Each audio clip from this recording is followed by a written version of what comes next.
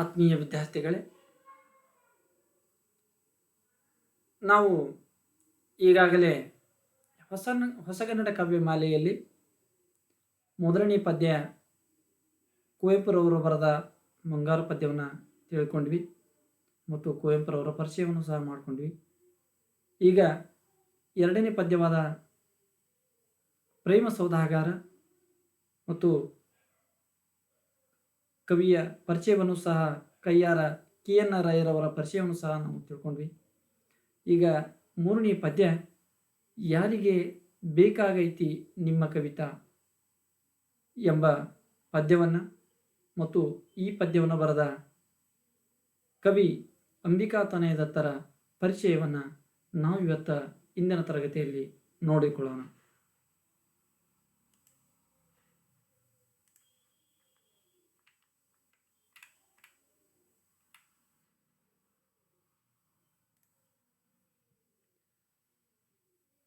ತಮಗೆಲ್ಲ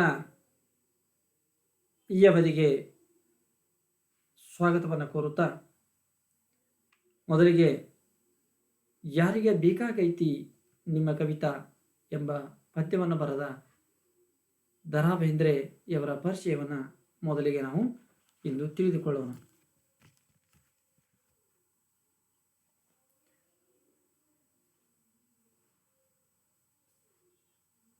ರಸವೇ ಜನನ, ವಿರಸವೇ ಮರಣ, ಸಮರಸವೇ ಜೀವನ ಎಂಬ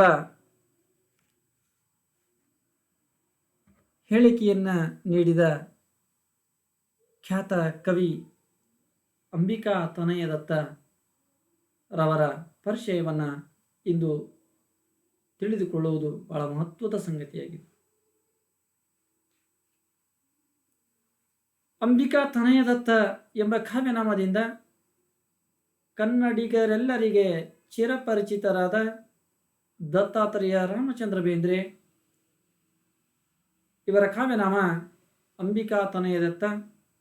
ಇವರಿಗೆ ಶಬ್ದಗಾರುಡಿಗನೆಂತಲೂ ಸಹ ಕರೀತಿದ್ರು. ಇಂತಹ ಶ್ರೇಷ್ಠ ವ್ಯಕ್ತಿ 31 ಜನವರಿ 1896 ರಂದು ಧಾರವಾಡ ಜಿಲ್ಲೆಯ ಶಿರಹಟ್ಟಿಯಲ್ಲಿ ಜನಿಸ್ತಾರ. ಇವರ ತಂದೆ ಹೆಸರು ರಾಮಚಂದ್ರ ಬೇಂದ್ರೆ, ತಾಯಿ ಹೆಸರು ಅಂಬವ್ವ ಅಂತ. ಇವರ ಹೆಂಡತಿ ಹೆಸರು ಲಕ್ಷ್ಮೀಬಾಯಿ ಅಂತ. ಬೇಂದ್ರೆಯವರ ಪ್ರಾರಂಭಿಕ ಶಿಕ್ಷಣ ಧಾರವಾಡ ಮತ್ತು ಪುಣೆಯಲ್ಲಿ ಆಗುತ್ತಾ. 1918 ಪದವಿಯನ್ನು ಪಡಿತಾರ. ಬೇಂದ್ರೆಯವರ ಈ ವಿದ್ಯಾರ್ಥಿ ದಿಸೆಯಲ್ಲಿರುವಾಗ ಇವರ ಮೇಲೆ ಪ್ರಭಾವ ಬೀರಿದ ಶ್ರೇಷ್ಠ ಕವಿ ಯಾರಂದ್ರೆ ಲಕ್ಷ್ಮೀಶ ಮತ್ತು ಸರ್ವಜ್ಞ ಕವಿ. ಇವರ ಪ್ರಭಾವದಿಂದಾಗಿ ಇವರಿಗೆ ಸಾಹಿತ್ಯದ ಮೇಲೆ ಬಹಳ ಆಸಕ್ತಿ ಉಂಟಾಗುತ್ತೆ. ಇವರ ಒಂದು ಈ ಕವಿಗೆ ಈ ಕಾವ್ಯ ಜೀವನಕ್ಕೆ ಭದ್ರ ಬುನಾದಿ ಹಾಕಿದ ಕವಿಗಳಂದ್ರೆ ಹೇಳಿದೆ ಲಕ್ಷ್ಮೀಶ ಮತ್ತು ಸರ್ವಜ್ಞ ಕವಿಗಳು. ಬಡತನದ ಪರಿಣಾಮದಿಂದಾಗಿ ಇವರಿಗೆ ಓದು ಮುಂದುವರ್ಸಕ್ಕಾಗಲಿಲ್ಲ. BA ಮುಗಿಸಿದ ತಕ್ಷಣವೇ ಇವರು ಏನು ಮಾಡ್ತಾರೆ, ಸುಮಾರು ವರ್ಷಗಳ ಕಾಲ ಅಲ್ಲಿ ಕೆಲಸವನ್ನು ಮಾಡುತ್ತಾ 1935 MA ಪದವಿಯನ್ನು ಮಾಡ್ತಾರೆ. ಅದಕ್ಕಿಂತ ಪೂರ್ವದಲ್ಲಿ BA ಮುಗಿಸಿದ ನಂತರ ಇವರು ಧಾರವಾಡದ ವಿಕ್ಟೋರಿಯಾ ಹೈಸ್ಕೂಲ್ನಲ್ಲಿ ಕನ್ನಡ ಶಿಕ್ಷಕರಾಗಿ ಸೇವೆಯನ್ನು ಪ್ರಾರಂಭ ಮಾಡ್ತಾರೆ. ಹೀಗೆ ಸೇವೆಯನ್ನು ಸಲ್ಲಿಸುತ್ತಾ 1935 MA ಪದವಿಯನ್ನು ಪೂರ್ಣಗೊಳಿಸಿ ಗದಗ ಮತ್ತು ಧಾರವಾಡಗಳಲ್ಲಿ ಶಿಕ್ಷಕರಾಗಿ ಕೆಲಸವನ್ನು ಮಾಡ್ತಾರೆ. ನಂತರ ಪುಣೆಯ ಕಾಮರ್ಸ್ ಕಾಲೇಜಿನಲ್ಲಿ ಮತ್ತು ಸೊಲ್ಲಾಪುರದ ದಯಾನಂದ ಕಾಲೇಜುಗಳಲ್ಲಿ ಅಧ್ಯಾಪಕರಾಗಿ ಇವರು ಸೇವೆಯನ್ನು ಸಲ್ಲಿಸ್ತಾರೆ. ಅದು 1944 1956 ಬಾಲ್ಯದಿಂದಲೂ ಸಹ ಸಾಹಿತ್ಯದಲ್ಲಿ ಒಳ್ಳೆಯ ಆಸಕ್ತಿ ಉಳ್ಳಂಥ ಕವಿ ಬೇಂದ್ರೆಯವರಾಗಿದ್ದರು. 1921 ಧಾರವಾಡದಲ್ಲಿ ಗೆಳೆಯರ ಬಳಗವನ್ನು ಹುಟ್ಟಾಕ್ತಾರೆ. ಆ ಮೂಲಕ ತಮ್ಮ ಕಾವ್ಯ ಜೀವನವನ್ನು ಪ್ರಾರಂಭ ಮಾಡ್ತಾರೆ. 1929 ಬೆಳಗಾವಿಯ ಕನ್ನಡ ಸಾಹಿತ್ಯ ಸಮ್ಮೇಳನದಲ್ಲಿ ಮೊದಲ ಬಾರಿಗೆ ಇವರು ಹಕ್ಕಿ ಹಾರುತ್ತಿದೆ ನೋಡಿದರೆ ಎಂಬ ಕವನವನ್ನು ಓದಿ ಕಾವ್ಯ ಪ್ರೇಮಿಗಳಲ್ಲಿ ಆಶ್ಚರ್ಯಚಕಿತರಾದಂತಹ ಒಂದು ಕವಿತೆಯನ್ನು ಮಂಡನೆ ಮಾಡ್ತಕ್ಕಂಥ ಕೀರ್ತಿ ಬೇಂದ್ರೆಯವರಿಗೆ ಸಲ್ಲತ್ತು. ಈ ಹಕ್ಕಿ ಹಾರುತ್ತಿದೆ ನೋಡಿದರೆ ಎಂಬ ಪದ್ಯ 10ನೇ ತರಗತಿಯಲ್ಲಿ ಬಹುಶಃ ತಾವುಗಳು ಅಧ್ಯಯನ ಮಾಡಿರಬಹುದು. 1932ರಲ್ಲಿ ಇವರ ಚೊಚ್ಚಲ ಕೃತಿ ಗರಿ ಎಂಬ ಕೃತಿ ಪ್ರಕಟವಾಗಿ ಅಲ್ಲಿಂದ ಇವರ ಸಾಹಿತ್ಯದ ಪಯಣ ಆರಂಭವಾಗುತ್ತೆ. ಗರಿ ಎಂಬ ಕವನ ಪ್ರಕಟಗೊಂಡ ನಂತರ ಮುಂದೆ ಕೃಷ್ಣಕುಮಾರಿ, ಮೂರ್ತಿ ಮತ್ತು ಕಾಮಕಸ್ತೂರಿ, ಸಖಿಗೀತೆ, ಉಯ್ಯಾಲೆ, ನಾದಲೀಲೆ, ಮೇಘದೂತ, ಗಂಗಾವತರಣ, ಜೀವಲಹರಿ, ಮುಗಿಲ ಮಲ್ಲಿಗೆ, ನಾಲ್ಕು ತಂತಿ, ಹೀಗೆ ಸುಮಾರು 27 ಕವನ ಸಂಕಲನಗಳನ್ನು ಬರೀತಾರ, 9 ವಿಮರ್ಶಾ ಗ್ರಂಥಗಳನ್ನು ಬರೀತಾರ, 2 ನಾಟಕಗಳನ್ನು ಇವರು ರಚನೆ ಮಾಡ್ತಾರ, ಅಲ್ಲದೆ 7 ಅನುವಾದ ಕೃತಿಗಳನ್ನು ಸಹ ಇವರು ಬರೀತಾರ.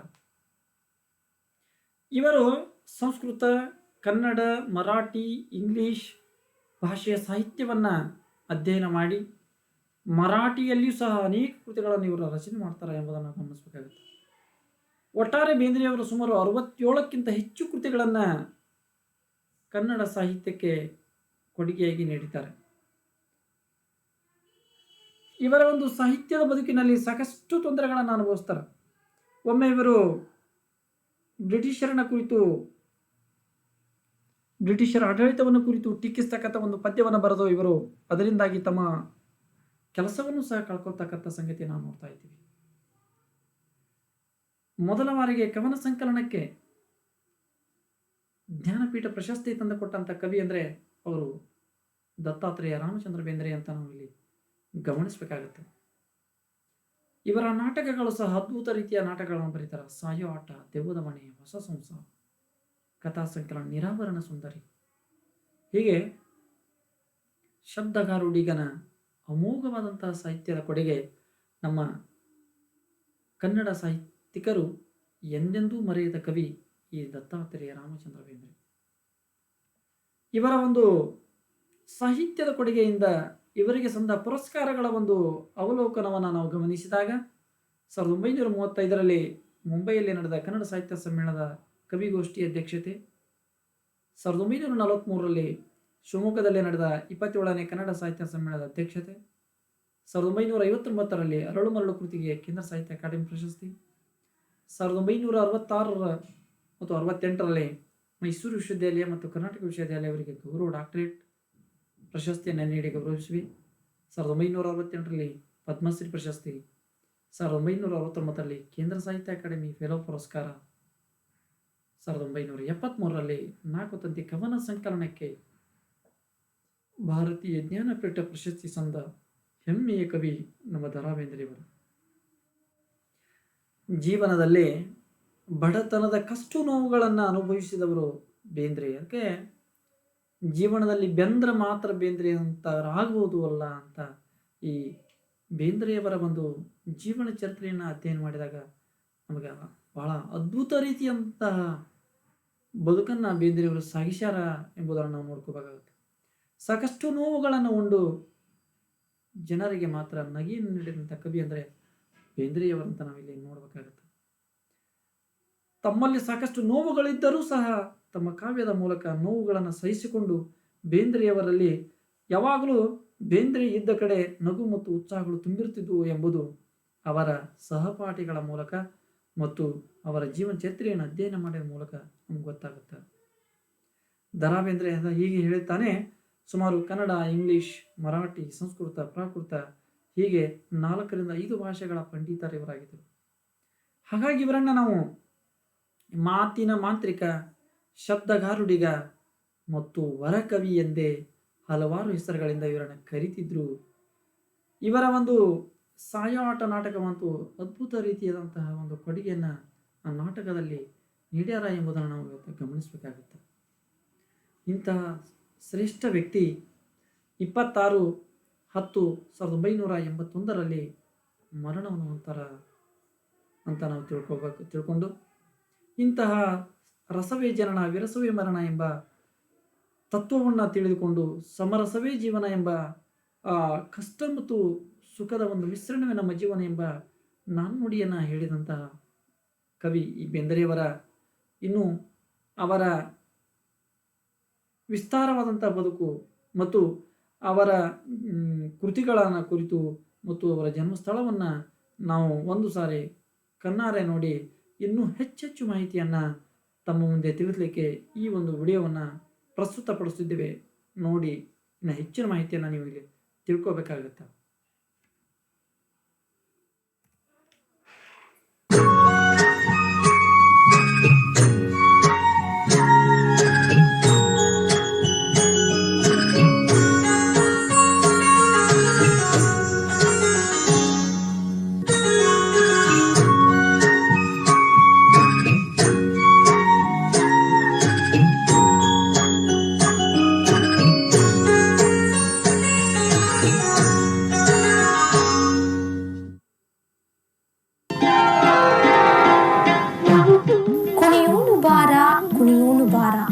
ಇಳಿದು ಬಾ ತಾಯಿ ಇಳಿದು ಬಾ, ನಾನು ಬಡವಿ ಆತ ಬಡವ, ಒಲವೇ ನಮ್ಮ ಬದುಕು ಎಂದು ಆರಂಭವಾಗುವ ಕವಿತೆಗಳನ್ನು ಕೇಳದ ಕನ್ನಡಿಗನಿಲ್ಲ. ಉತ್ಸಾಹದ ಚಿಲುಮೆಯುಕ್ಕಿಸಬಲ್ಲ, ನೊಂದ ಜೀವಕ್ಕೆ ಸಾಂತ್ವನ ನೀಡಬಲ್ಲ, ಪ್ರೀತಿ ಪ್ರೇಮಗಳನ್ನು ಮೂಡಿಸಬಲ್ಲ ಕವಿತೆಗಳನ್ನು ರಚಿಸಿಕೊಟ್ಟ ಕವಿ ನಮ್ಮ ಕನ್ನಡದ ವರಕವಿ ದ ರಾ ಬೇಂದ್ರೆ.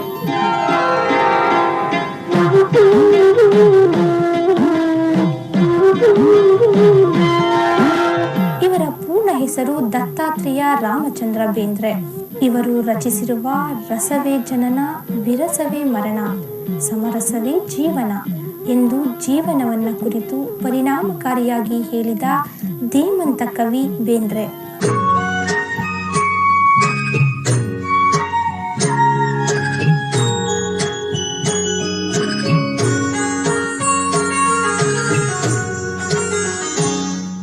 ಬೇಂದ್ರೆಯವರು ಜನಿಸಿದ್ದು ಧಾರವಾಡದಲ್ಲಿ. ಧಾರವಾಡ ಇದೊಂದು ಚಿತ್ರ ವಿಚಿತ್ರವಾಗಿ ಹಬ್ಬಿದ ಊರು. ಇಲ್ಲಿಯ ನಿಸರ್ಗವೂ ವಿಚಿತ್ರ, ಜನಪದವೂ ವಿಚಿತ್ರ. ಹೆಬ್ಬಳ್ಳಿಯತ್ತ ತಿರುಗಿದರೆ ಬಯಲು ಸೀಮೆಯ ಸಮ ಪ್ರದೇಶ, ಅಲಿಯಾಳದತ್ತ ಮುಖ ಮಾಡಿದರೆ ಮಲೆನಾಡಿನ ಹಚ್ಚ ಹಸಿರು.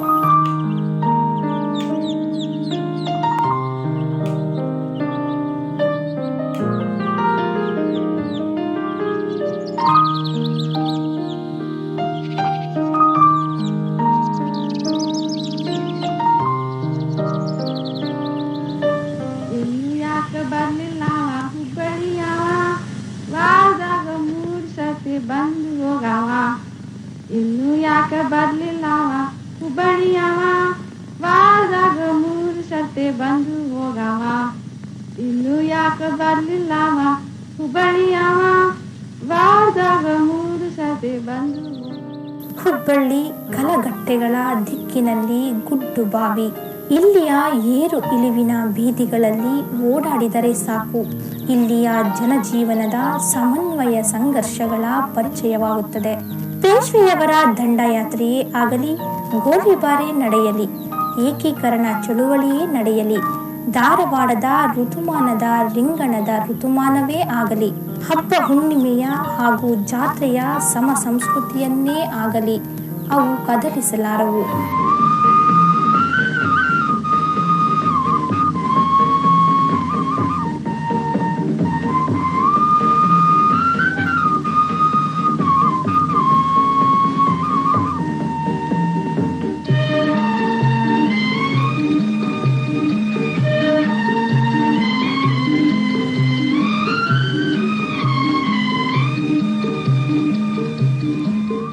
ಸಾವಿರದ 1986 ಜನವರಿ 31ರಂದು ಬೇಂದ್ರೆಯವರು ಜನಿಸಿದ್ದು.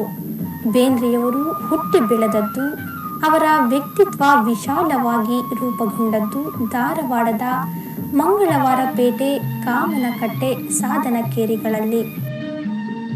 ಪಂಪನಿಗೆ ಬನವಾಸಿ ಇದ್ದಂತೆ ಬೇಂದ್ರೆಯವರಿಗೆ ಧಾರವಾಡ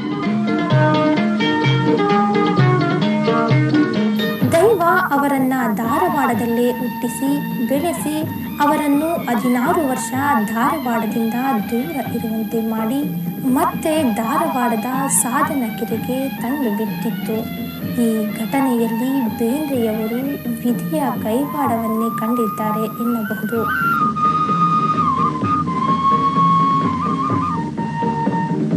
1919ರಂದು ಹುಬ್ಬಳ್ಳಿಯಲ್ಲಿ ಲಕ್ಷ್ಮೀಬಾಯಿಯವರನ್ನ ವಿವಾಹವಾದರು.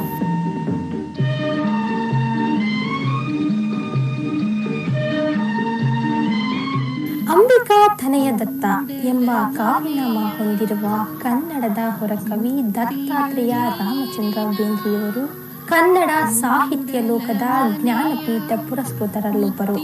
ದರಾ ಬೇಂದ್ರೆಯವರ ತಂದೆ ರಾಮಚಂದ್ರ ಬೇಂದ್ರೆ ಹಾಗೂ ತಾಯಿ ಅಂಬವ್ವ. ಅಂಬಿಕೆಯ ತನಯ ತಾನು ದತ್ತ ಎಂಬ ಅರ್ಥದಲ್ಲಿ ಬೇಂದ್ರೆಯವರು ಅಂಬಿಕಾ ತನಯ ದತ್ತ ಎಂಬ ಕಾವ್ಯನಾಮವನ್ನು ಇರಿಸಿಕೊಂಡರು. ಧಾರವಾಡ ಹಾಗೂ ಸಾಧನಕೇರಿಯ ಪ್ರದೇಶಗಳನ್ನು ನೆಲೆಯಾಗಿಸಿ ಬೇಂದ್ರೆಯವರು ಸಾಹಿತ್ಯ ಕೃಷಿಯನ್ನ ನಡೆಸಿದರು. ಧಾರವಾಡದಲ್ಲಿ ಪ್ರಾಥಮಿಕ ವಿದ್ಯಾಭ್ಯಾಸ ಮುಗಿಸಿದ ಬೇಂದ್ರೆಯವರು ಮಹಾರಾಷ್ಟ್ರದ ಪುಣೆಯಲ್ಲಿ ಪದವಿ ಪೂರೈಸಿದರು. ಕರ್ನಾಟಕದ ಗದುಗಿನಲ್ಲಿ ಕೆಲ ಕಾಲ ಮುಖ್ಯೋಪಾಧ್ಯಾಯರಾಗಿದ್ದ ಬೇಂದ್ರೆ ಬಳಿಕ MA ಪದವಿ ಪಡೆದು ವಿಕ್ಟೋರಿಯಾ ಕಾಲೇಜಿನಲ್ಲಿ ಪ್ರಾಧ್ಯಾಪಕರಾಗಿದ್ದರು. ಇದೇ ಸಂದರ್ಭದಲ್ಲಿ ಗೆಳೆಯರ ಬಳಗ ಎಂಬ ಸಾಹಿತ್ಯ ರಸಿಕ ಕೂಟವನ್ನು ರಚಿಸಿದರು.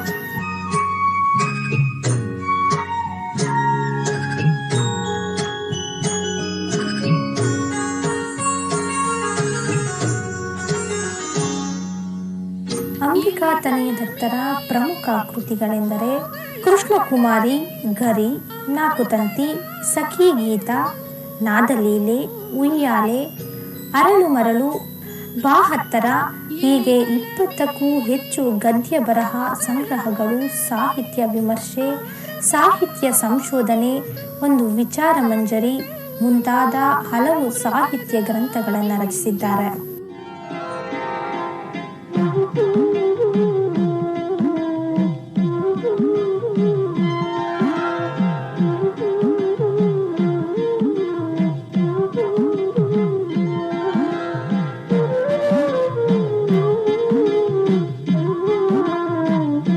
ವರಕವಿ ಬೇಂದ್ರೆಯವರ ನಾಕುತಂತಿ ಆಧ್ಯಾತ್ಮಿಕ ವಲಯದ ಒಂದು ನಿಗೂಢ ಕವನವಾಗಿದೆ. ಬೇಂದ್ರೆಯವರ ಪ್ರಕಾರ ಸಮಸ್ತ ಸೃಷ್ಟಿಯೇ ಒಂದು ವಿರಾಟ್ ವೀಣೆ. ಆ ವೀಣೆಯ 4 ತಂತಿಗಳೆಂದರೆ ನಾನು, ನೀನು, ಆನು, ತಾನು. ಆವು ಈವಿನ ನಾವು ನೀವಿಗೆ ಆನು ತಾನಾದ ತನನ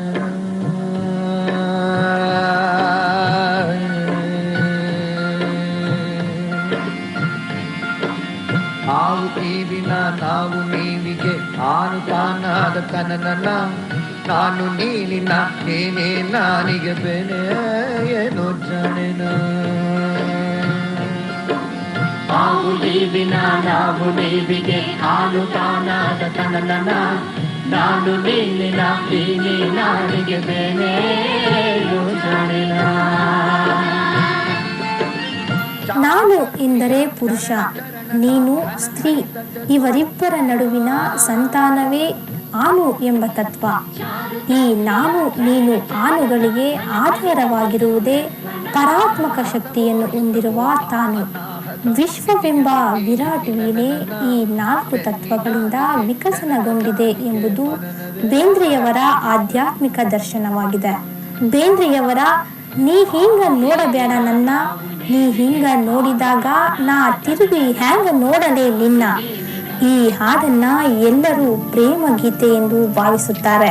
ಆದರೆ ಬೇಂದ್ರೆಯವರು ಹೇಳುತ್ತಾರೆ, ದಂಪತಿಗಳು ತಮಗೆ ಜನಿಸಿದ 5-6 ಮಕ್ಕಳನ್ನ ಕಳೆದುಕೊಂಡ ಶಿಶುವಿನ ಮರಣದ ಸಂದರ್ಭವನ್ನ ಸೂಚಿಸುತ್ತದೆ ಎಂದು.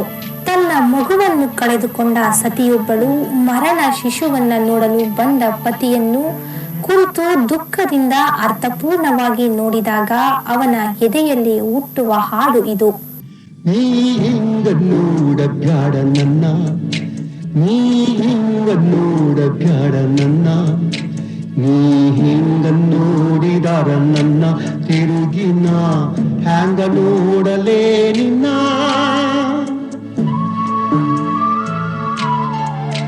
ನೀ ಹಿಂಗ ನೋಡಬ್ಯಾಡ ನನ್ನ.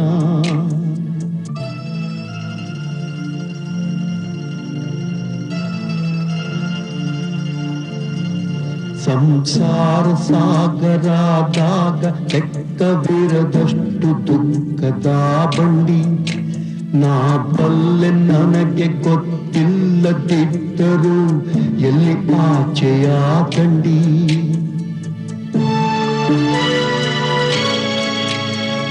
ಸಂಸಾರ ಸಾಗರಾದಾಗ ಲೆಕ್ಕವಿರದಷ್ಟು ದುಃಖದ ಬಂಡಿ ನಾ ಬಲ್ಲೆ ನನಗೆ ಗೊತ್ತಿಲ್ಲದಿದ್ದರೂ ಎಲ್ಲಿ ಆಚೆಯ ದಂಡಿ ಮಲಗಿರುವ ಕೂಸು ಮಲಗಿರಲಿ ಅಲ್ಲಿ ಮುಂದಿನದು ದೇವರ ಚಿತ್ತ ನಾ ತಡಿಲಾರ ಅದು ಯಾಕ ನೋಡತಿ ಮತ್ತ ನೀತ.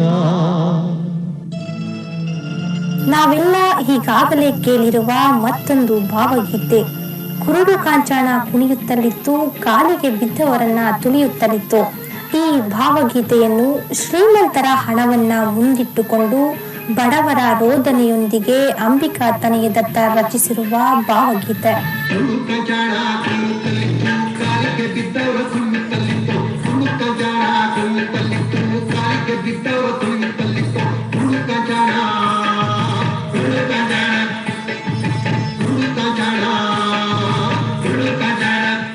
ಸಾವಿರದ 1918ರಲ್ಲಿ ಅವರ ಮೊದಲ ಕವನ ಪ್ರತಾಪ ಎಂಬ ಪತ್ರಿಕೆಯಲ್ಲಿ ಪ್ರಕಟವಾಯಿತು. ಅಲ್ಲಿಂದಾಚೆಗೆ ಬೇಂದ್ರೆಯವರು ಕಾವ್ಯ ರಚನೆ ಮಾಡುತ್ತಲೇ ಬಂದರು.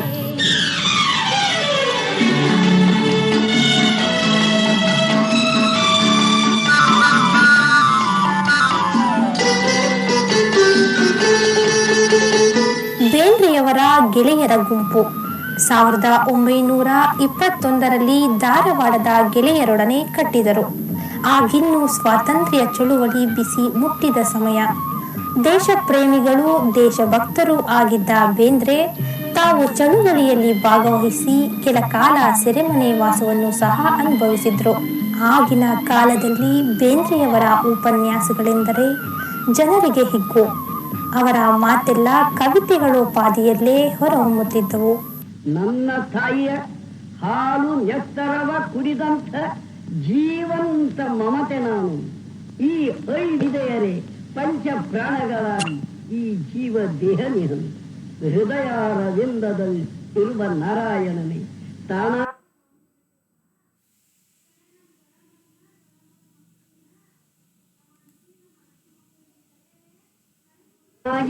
ದತ್ತ ನರನು ವಿಶ್ವದ ನುಡಿಯಾಗಿ ಕನ್ನಡಿಸುತ್ತಿರಲಿಲ್ಲಿ ಅಂಬಿಕಾ ತನಯನಿವನು.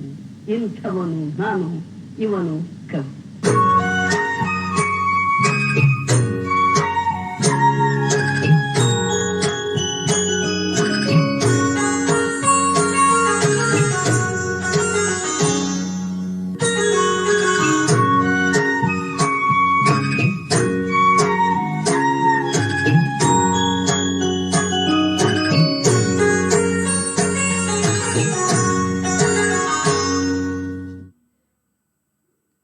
ಹೀಗೆ